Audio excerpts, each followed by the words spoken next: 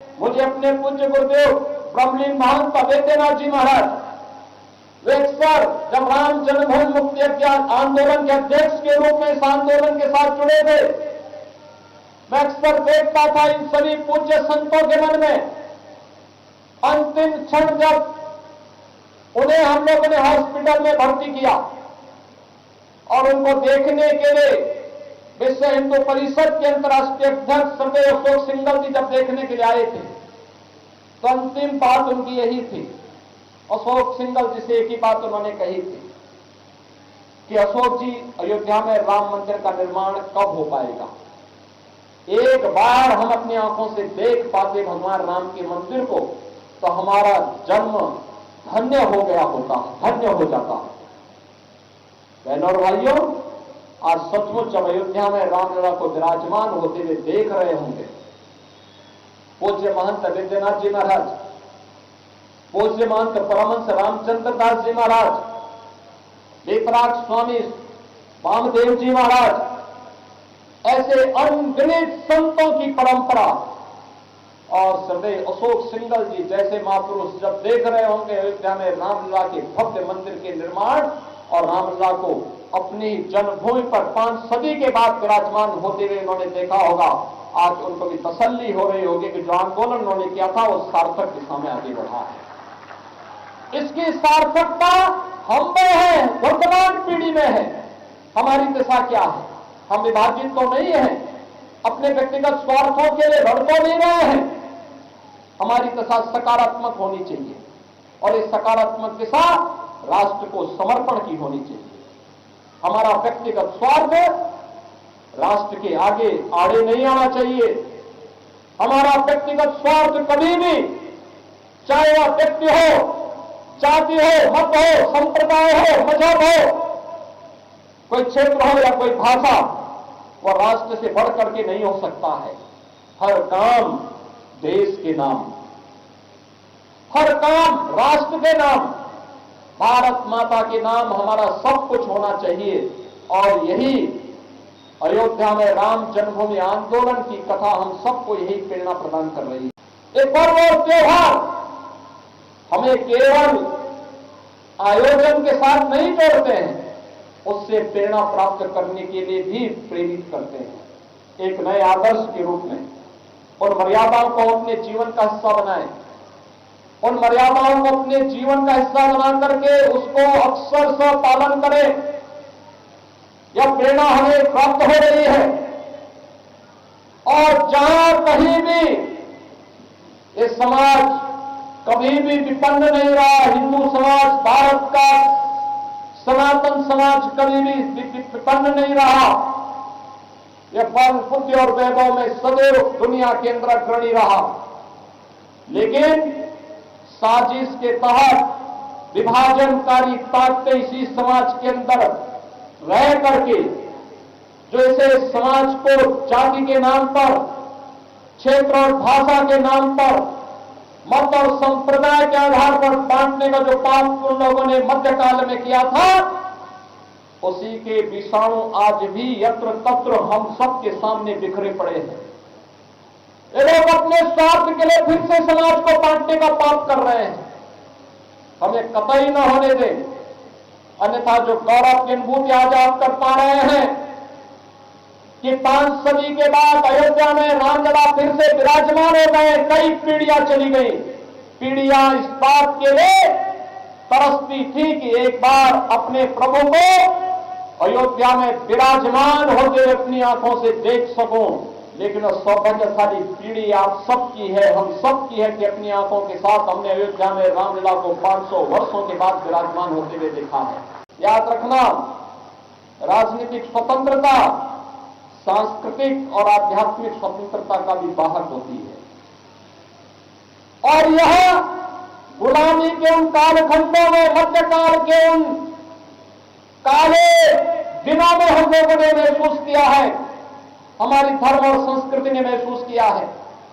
ये फिर से न होने पाए, इसके लिए देश की आजादी के लिए, आजादी के जिन बलिदानियों ने, जिन नायकों ने, महानायकों ने अपना बलिदान किया था, उसकी कीमत हमें व्यर्थ में नहीं जाने देनी चाहिए। संगठित होकर के देश की आजादी की लड़ाई लड़ी गई है। इस संगठन की ताकत को जहां पे जाति के नाम पर, भाषा के आधार पर, मत और संप्रदाय के आधार पर, छुआछूत और अस्पृश्यता के आधार पर कोई भेदभाव नहीं था। और उसी संगठन को एक करने के लिए अयोध्या में एक और मर्यादा पुरुषोत्तम भगवान श्री राम की 500 वर्षों के बाद रामलला विराजमान हुए हैं अपनी जन्मभूमि पर। और दूसरी तरफ हम सब के लिए मर्यादा पुरुषोत्तम भगवान श्री राम की इस पावन कथा को रामायण के माध्यम से देने वाले त्रिकालदर्शी ऋषि महर्षि वाल्मीकि के नाम पर अयोध्या के अंतर्राष्ट्रीय एयरपोर्ट का नामकरण भी होता है। एक संदेश, आज विजयादशमी है, दो कार्य हो रहे होंगे। एक तरफ भगवान राम का अभिषेक करके उनकी आरती उतारी जा रही होगी और दूसरी तरफ रावण के पुतले भी जलाए जा रहे होंगे।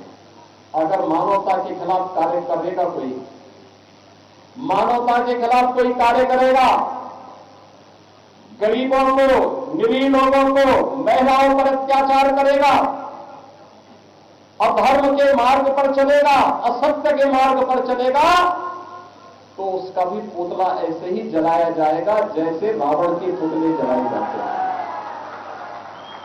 वो कोई भी हो, वो व्यक्ति, जाति, मत, मजहब, क्षेत्र, भाषा, कोई भी हो, उस सब के साथ यही व्यवहार होगा। ये समाज उसके साथ यही व्यवहार करेगा। और जो भी धर्म, सत्य और न्याय के मार्ग पर चलेगा, मानवता के कल्याण का मार्ग प्रशस्त करेगा, विरासत और विकास की यात्रा में सहभागी बनेगा, वह राम के रूप में, माता जानकी के रूप में, वीरवर लक्ष्मण के रूप में, भक्तवत्सल हनुमान जी के रूप में उसकी पूजा ऐसे ही होती रहेगी जैसे आज हम मर्यादा पुरुषोत्तम भगवान श्री राम का, माता जानकी का, लक्ष्मण जी का, हनुमान जी की आरती उतार करके उनका स्वागत कर रहे हैं, उनका अभिनंदन कर रहे हैं, उनका अभिषेक कर रहे हैं और उनकी आरती उतार रहे हैं। जो भी मानवता के कल्याण का मार्ग प्रशस्त करेगा, उनकी रक्षा का मार्ग प्रशस्त करेगा, अपनी विरासत के संरक्षण का कार्य करेगा, उसका इसी प्रकार से अभिनंदन होगा। मानव जाति का यह दायित्व बनता है। हम मानव बनना चाहते हैं या दानव बनना चाहते हैं? मानव बनना चाहते हैं तो भगवान राम के पथ का अनुसरण करिए, छुआछूत और अस्पृश्यता से दूरी बनाइए, समाज को एकजुट करिए, संगठित रहेंगे तो सुरक्षित भी रहेंगे, देश को भी सुरक्षा प्रदान कर पाएंगे, स्वयं को भी सुरक्षा प्रदान कर पाएंगे। विरासत और विकास की ये यात्रा प्रधानमंत्री श्री नरेंद्र मोदी जी के नेतृत्व में देश के अंदर किस मजबूती के साथ आगे बढ़ी है, यह आप में से हर व्यक्ति जानता भी है, महसूस भी करता है और पूरा देश और पूरी दुनिया, पूरा सनातन हिंदू धर्मावलंबी इन बातों पर गौरव की अनुभूति भी कर रहा है। कौन जानता था आज से 10 वर्ष पहले, 5 वर्ष पहले कौन इस बात को मानता था कि अयोध्या में राम मंदिर का निर्माण हो पाएगा? हम जैसे कुछ आस्थावान लोग एक दृढ़ विश्वास के साथ कहते थे कि अयोध्या में राम जन्मभूमि पर भगवान राम का भव्य मंदिर का निर्माण होगा, लेकिन आज वो साकार हुआ है। आज वो साकार हुआ है। काशी में काशी विश्वनाथ धाम भव्य स्वरूप लेगा, आज वो साकार हो गया। विंध्यवासिनी में मां विंध्यवासिनी का धाम एक भव्य स्वरूप लेगा, आज वह भव्य स्वरूप ले चुका है। चित्रकूट फिर से राम राज्य की परिकल्पना का साक्षी बन रहा है। सुखतीर्थ जहां पर पहली भागवत कथा हुई थी 5000 वर्ष पहले, उसको उसके गौरव को पुनर्स्थापित करने का कार्य किया जा रहा है। भारत का वैदिक साहित्य जिस नैमिषारण्य में रचा गया था, उस पूरे उस नैमिषारण्य को उसके पौराणिक और ऐतिहासिक स्वरूप को बनाए रखते हुए एक नई काया के साथ प्रस्तुत किया जा रहा है।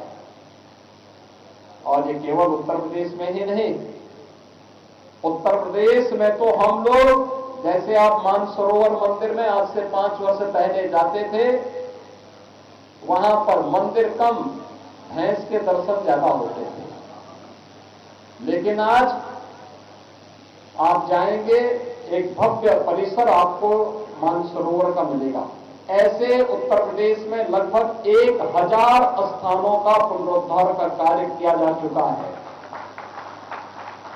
और निरंतर इसको आगे बढ़ाया जा रहा है।